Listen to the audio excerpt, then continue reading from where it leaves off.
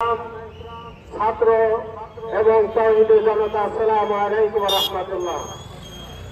আপনারা জানেন, কিছুদিন আগে টঙ্গীর ময়দানে আলেমদের উপরে, মাদ্রাসা ছাত্রদের উপরে যে নির্মমভাবে অত্যাচার জুলুম চলেছে এবং আলেমরা আমাদেরকে হত্যা করেছে, ওই হত্যাকারীদের অবিলম্বে গ্রেপ্তার করে তাদের শাস্তির আওতায় আনতে হবে।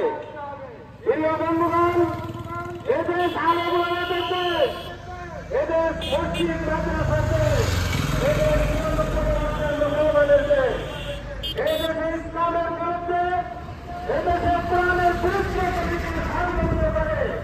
এদেশের আলেম ওলামারা কেউ বসে থাকবে না। প্রিয় ভাইরা আমার, আপনারা আমাদেরকে দুর্বল ভাবতে পারেন, কিন্তু আপনারা দুর্বল ভাবেন না।